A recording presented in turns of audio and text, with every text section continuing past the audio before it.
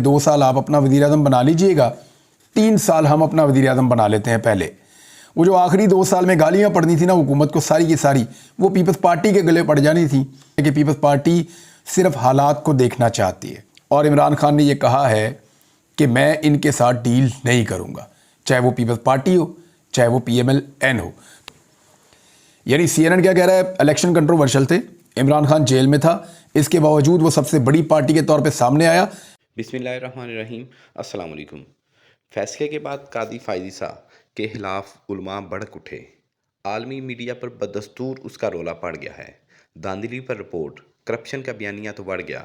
इमरान रियाज खान का नया व्लॉग, चलें चलकर उनका एनालिसिस देखते हैं। साबिक वज़ीर आज़म पाकिस्तान इमरान खान ने जो कुछ भी कहा था PMLN के बारे में और पीपल्स पार्टी के बारे में, वो दुरुस्त साबित हो रहा है। ऐसे कि वो बार बार कहते थे कि ये नूरा कुश्ती करते हैं, साबित हुआ। वो बार बार कहते थे एक सिक्के के 2 रुख हैं, दुरुस्त साबित हुआ। हालांकि नवाज शरीफ ने ये इल्ज़ाम लगाया था इमरान खान पे कि जरदारी और इमरान खान एक सिक्के के 2 रुख हैं। इसी तरह आसिफ अली जरदारी और बिलावल भुट्टो जरदारी ने भी ये इल्ज़ाम लगाया था इमरान खान पे कि नवाज शरीफ और इमरान खान एक जैसे हैं और ये मिलकर करते हैं। लेकिन इमरान खान का कहा हमेशा सच साबित हुआ। अभी बिलावल भुट्टो जरदारी ने एक शिकवा भी किया थोड़े दिन पहले मीडिया से बात करते हुए चलते चलते। उन्होंने कहा कि इमरान खान को तो कहा था लेकिन वो तो बात करने के लिए तैयार नहीं है। तो ये बात सच साबित हो गई कि इमरान खान ने कहा था कि ये दोनों इकट्ठे हैं, एक जैसे हैं, इन्होंने बंदर बांट की हुई है, ये बारी बारी पाकिस्तान पे हुक्मरानी करते हैं, इन्होंने सूबे भी आपस में बांटे हुए हैं। यानी खैबर पख्तूनख्वा जो है वो इनके कंट्रोल से निकल गया, लेकिन इन्होंने पंजाब को और सिंध को बांटा हुआ है। पंजाब PMLN के पास रहेगा, सिंध पीपल्स पार्टी के पास जाएगा और बारी बारी ये वफाक के अंदर अपनी हुकूमत बनाएंगे। यही तरीका वारदात है। अभी भी PMLN ने ऑफ़र किया पीपल्स पार्टी को कि 2 साल आप अपना वज़ीर आज़म बना लीजिएगा, 3 साल हम अपना वज़ीर आज़म बना लेते हैं। पहले वो जो आखिरी 2 साल में गालियाँ पड़नी थी ना हुकूमत को, सारी की सारी वो पीपल्स पार्टी के गले पड़ जानी थी, तो पीपल्स पार्टी ने उससे जान छुड़ा ली। फ़िलहाल तो पीपल्स पार्टी हुकूमत का हिस्सा नहीं बन रही, लेकिन मेरे पास ये इन्फॉर्मेशन है कि पीपल्स पार्टी सिर्फ हालात को देखना चाहती है। वो अभी तो वोट कर रहे हैं गैर मशरूत तौर पे शहबाज शरीफ को, लेकिन वो हुकूमत का हिस्सा बने बगैर रहेंगे नहीं। उन्हें सिर्फ इस बात की श्योरिटी चाहिए, इस बात की गारंटी चाहिए और इस बात का यकीन चाहिए कि ये हुकूमत अपना टाइम पूरा कर पाएगी। अभी उन्हें शक है कि ये हुकूमत चल नहीं पाएगी। उन्हें शक है कि अवामी एहतजाज और अवामी रद्द-ए-अमल इस हुकूमत को चलने नहीं देगा। उन्हें शक है कि दुनिया इस हुकूमत को तस्लीम नहीं करेगी और पाकिस्तान के ये इंतखाबात अपनी क्रेडिबिलिटी खो जाएंगे जितनी इनके अंदर धांधली हुई है।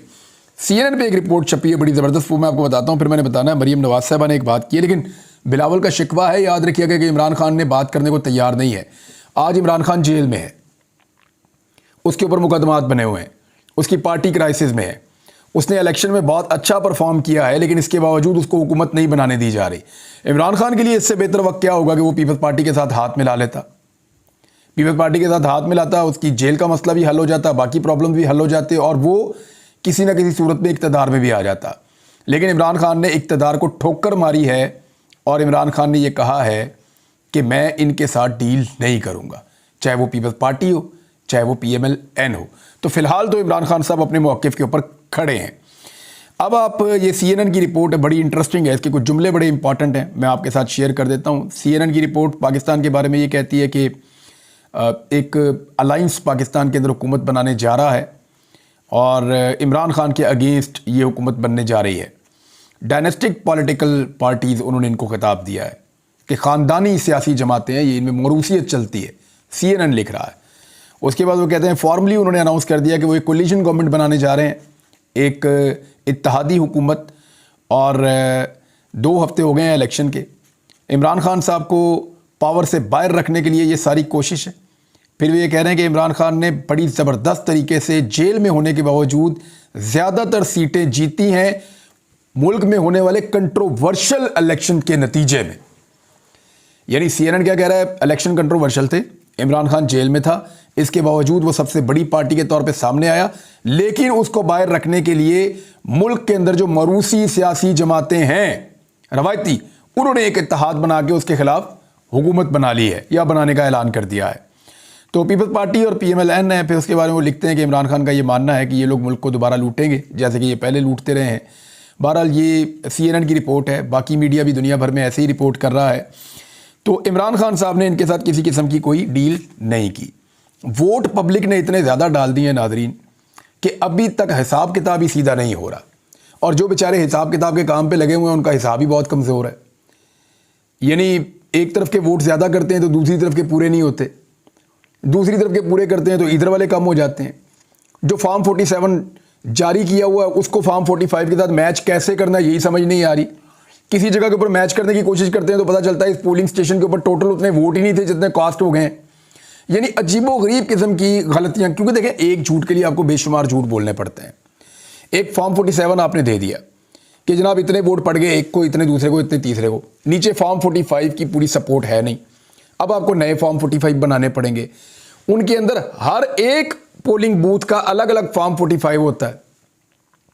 उन सारों को मैनेज करना इस तरीके से कि फॉर्म 45 की तरह का रिजल्ट आ जाए, ये सबसे मुश्किल काम होता है। चीज़ों को जमा करते करते करते एक नतीजा ले लेना तो बड़ा आसान होता है, लेकिन चीज़ों को माइनस करते करते और डिवाइड करते करते एक बहुत बड़ी चीज़ नीचे क्रिएट करना वो बहुत मुश्किल होता है।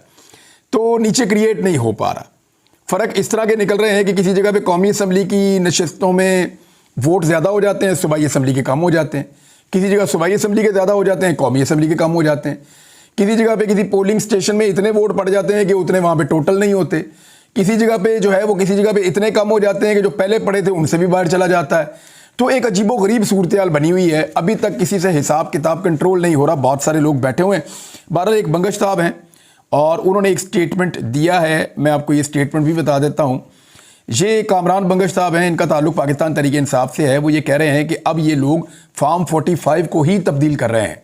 यानी फॉर्म 47 के ऊपर फैसला तो दे दिया, पहले हार जीत का फैसला कर दिया कि ये जीत गया वो हार गया, ये पहले इन्होंने कर दिया। लेकिन अब कर ये रहे हैं कि फॉर्म 45 जो हैं, जो मैं आपकी अभी बता रहा था आपको मैं बात, उसके मुताबिक तब्दील कर रहे हैं कि इस तरह के फॉर्म 45 बनाए जाएं कि फॉर्म 47 उनके मुताबिक हो जाए। अब ये कोशिश की जा रही है। अब इसमें बंगश साहब जो सबूत पेश कर रहे हैं वो क्या कह रहे हैं, दावा है उनका। वो ये कह रहे हैं मैंने इलेक्शन कमीशन के ऑफिस में देखा कि बोरियां बंद पड़ी हुई हैं और फॉर्म 45 वहां फेंके हुए हैं।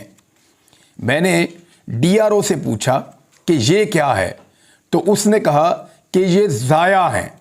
ये न्यूज़ कॉन्फ्रेंस के अंदर उन्होंने एक इल्ज़ाम लगाया है कामरान बंगश साहब ने। वो कह रहे हैं जी फॉर्म 45 अब ये लोग तब्दील कर रहे हैं और उनको तब्दील करने के बाद एक लीगल जवाज़ बनाएंगे कि जनाब असली फॉर्म 45 ये हैं, जो इनके पास हैं वो असली नहीं है, लिहाजा ये नतीजा जो हमने बनाया ये ठीक है। ये काम एक दिन में भी हो सकता था, लेकिन क्योंकि काम बड़ा लंबा है तो 2 हफ्ते होने को हैं और काम अभी तक मुकम्मल नहीं हो सका।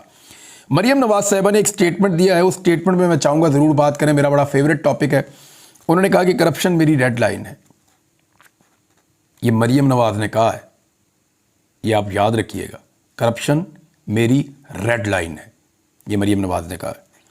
तो मैं ये रेड लाइन याद दिलाता रहूँगा जब तक मरियम नवाज इस सीट के ऊपर विराजमान रहेंगी। क्योंकि देखिए पहली खातून वज़ीर आला आ रही हैं पंजाब में, वेलकम, लेकिन चोरी के वोटों से आ रही हैं। ये वोट इनको पड़े नहीं हैं। इनके आदाद शुमार मैं आपके साथ शेयर कर लूँगा, लेकिन मरियम नवाज से कुछ चीज़ें जो हैं वो मैं डिस्कस कर दूँ। उन्होंने कहा करप्शन मेरी रेड लाइन है। अब जिसकी रेड लाइन करप्शन होना, तो कम से कम उसको ये पता होना चाहिए कि उसके वालिद ने एवनफील्ड अपार्टमेंट्स कैसे बनाए। उसको ये पता होना चाहिए कि पानामा का जवाब क्या है। उसको ये ज़रूर मालूम होना चाहिए कि उसके चचा और उसके चचा के ख़ानदान के अकाउंटों के अंदर करोड़ों अरबों रुपए कैसे आए। उसे कम से कम ये पता होना चाहिए कि चपड़ासियों के और ड्राइवरों के अकाउंटों के अंदर अरबों रुपए कैसे आए। जिसकी करप्शन रेड लाइन होना, उसे पता होना चाहिए कि कैलबरी फाउंट जो है उसके आने से पहले उसके अंदर एक पेपर छाप देना, वो भी एक करप्शन है। उसे पता होना चाहिए कि इंग्लैंड तो क्या पाकिस्तान में कहाँ कहाँ उनकी कौन कौन सी प्रॉपर्टी है। जिसकी करप्शन रेड लाइन होना, उसे पता होना चाहिए कि हुदैबिया में क्या हुआ था, अल तौफीक में क्या हुआ था, अल अजीज़िया में क्या हुआ था और पानामा में क्या हुआ था। यानी इस ख़ानदान की जो करप्शन की कहानियाँ ना, वो पाकिस्तान के अंदर नहीं पूरी दुनिया के अंदर छपी हैं और दुनिया में कहीं भी ये किसी को भी झूठा साबित नहीं कर सके आज तक। लिहाजा करप्शन को अपनी रेड लाइन कहने से पहले अपनी ख़ानदान की तारीख़ को देखना चाहिए था कि कहाँ कहाँ पे इनके ऊपर करप्शन के कौन कौन से एलिगेशंस हैं जो सिर्फ टेक्निकल बुनियादों के ऊपर रिजॉल्व हुए हैं। यानी कोई एक भी ऐसा केस नहीं है جس میں شریف خاندان کے بارے میں یہ کہا گیا ہو کہ یہ بے گناہ ہیں، ان کے اوپر کرپشن کا یہ الزام بالکل جھوٹا تھا، اس الزام سے ان کو باعزت بری کیا جاتا ہے، اور یہ وہ ثبوت ہیں شریف خاندان کے جن کی بنیاد کے اوپر ان کے اوپر اب یہ ایلیگیشن ایگزسٹ نہیں کرتا۔ ہر جگہ پہ یہ ٹیکنیکل گراؤنڈز پہ باہر نکلے ہیں۔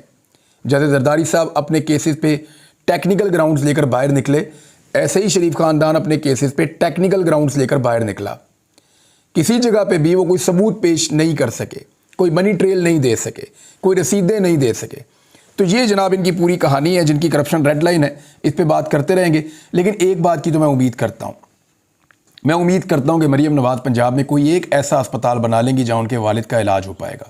ناظرین، ایک اور قاضی فائز عیسیٰ صاحب کے حوالے سے خبر ہے، اور وہ ابھی جنگل میں آگ کی طرح یہ خبر پھیلتی چلی جا رہی ہے، کیونکہ ایک متنازع فیصلہ ہے جس کے بعد یہ صورتحال پیدا ہوئی۔ یہ فیصلہ تو 6 فروری کو آیا تھا، اور جو ہمارے رپورٹ کرتے ہیں لوگ عدالتوں سے، ان کو اس کے بارے میں آئیڈیا تھا اور وہ اسے جانتے تھے، لیکن پھر مکمل تفصیلی فیصلہ آنے کا انتظار کیا جا رہا تھا۔ اب جب فیصلہ آیا تو ایک بھونچال آ گیا۔ اب یہ فیصلہ ہے کیا، اس کا اردو ترجمہ بھی موجود ہے، آپ لوگ اس کو جا کر پڑھ بھی سکتے ہیں۔ یہ ایک ریلیجیس معاملہ ہے، مذہبی معاملہ ہے۔ اس پہ جو رد عمل آیا مختلف سیاسی رہنماؤں کا، جو مذہبی سیاسی جماعتوں کے ہیں، وہ میں آپ کے سامنے رکھ دیتا ہوں۔ جو سب سے تفصیلی رد عمل ہے وہ فرید احمد پراچا صاحب کا ہے، مذہبی اسکالر بھی ہیں اور جماعت اسلامی سے ان کا تعلق ہے۔ ویسے تو درجنوں کی تعداد میں بڑے عالم دین ہیں جنہوں نے اس کے اوپر ابھی تک اپنا موقف دے دیا ہے۔ پراچا صاحب یہ کہہ رہے ہیں کہ یہ 6 فروری کو جو فیصلہ آیا، 3 رکنی بینچ نے انتہائی متنازع فیصلہ دیا ہے۔ فیصلہ آئین اور قانون سے متصادم ہے، اور یہ ایکچولی جو معاملہ تھا وہ تحریف شدہ قرآن پاک شائع کرنے سے متعلق تھا، کہ ایک اقلیت جو ہے وہ قادیانی، وہ اس کو شائع کر رہے ہیں۔ پھر اس کے اوپر ایک GIT بنی، پھر پنجاب قرآن بورڈ کے لیٹر پر ایک FIR درج ہوئی، کہ پنجاب قرآن بورڈ نے لکھ کر دیا تحقیق کرنے کے بعد، ٹھیک ہے جی FIR کی جائے، تو FIR درج ہوئی۔ یہ بات واضح ہو چکی تھی کہ پاکستان کے قوانین کی مخالفت ہوئی ہے، اور پھر ملزم نے ضمانت کے لیے درخواست دی، اور اس پہ جو ہے وہ پھر چیف جسٹس آف پاکستان کے پاس جب یہ کیس گیا تو نہ انہوں نے وکلا کو بولنے کی اجازت دی اور نہ ہی انہوں نے دلائل سنے، جیسے وہ پہلے سے فیصلہ کر کے بیٹھے ہوئے تھے جو فیصلہ انہوں نے دیا ہے۔ یہ فرید احمد پراچا صاحب کہہ رہے ہیں۔ پھر انہوں نے کہا کہ فیصلے کے کئی پہلو بہت ہی قابل اعتراض ہیں۔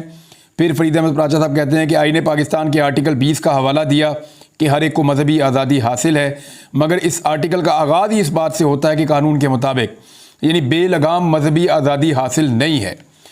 پھر وہ کہہ رہے ہیں کہ ایک متنازع کتاب ہے تفسیر صغیر، جسے بین کیا جا چکا ہے، اس کی اشاعت کا یا اس کو پھیلانے کا ایک رستہ کھول دیا ہے۔ اور پھر ان کا یہ ماننا ہے فرید احمد پراچا صاحب کا کہ ختم نبوت کے متفقہ عقیدہ کے برعکس ہے، یہ انہوں نے اس کو قرار دیا۔ پھر انہوں نے کہا چیف جسٹس آف پاکستان آئین کی تشریح اور حفاظت میں ناکام رہے ہیں، انہیں استعفیٰ دینا چاہیے، ہم رنجیدہ ہیں۔ چیف جسٹس نے ایک ایسا رستہ کھولا ہے کہ 100 سالہ جد و جہد کو نقصان پہنچایا ہے۔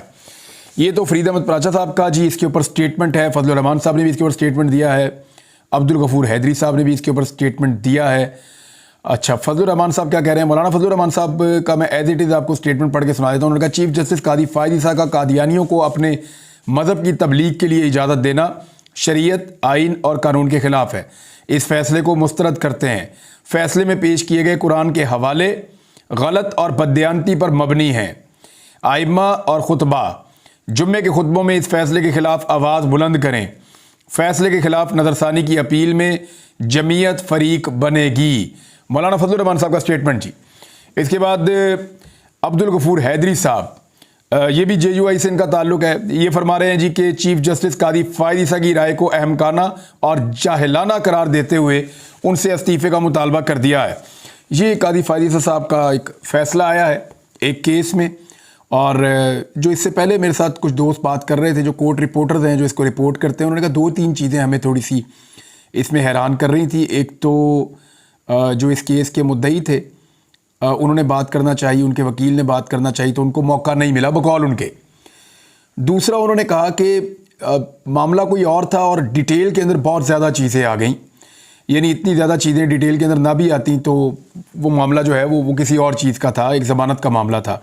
بہرحال یہ چیزیں بھی آگے چلیں گی، دیکھتے ہیں ریویو اس کا ہوتا ہے تو کیا ہوتا ہے، کیونکہ फजल रहमान साहब की जमात ने कहा है कि जब इसको रिव्यू के अंदर जाएंगे तो हम इसके अंदर पार्टी बनेंगे।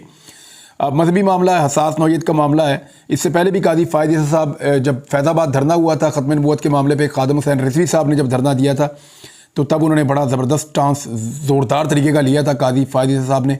अब ये इस मामले के अंदर देखते हैं कि क्या होता है, आने वाले दिनों में आपको रिपोर्ट कर देंगे जितना मुनासिब होगा, क्योंकि ये मजहबी मामला है और यहाँ पे लोगों के जज्बात जो हैं उनकी बड़ी कदर है और उनके जज्बात की बड़ी अहमियत है। अब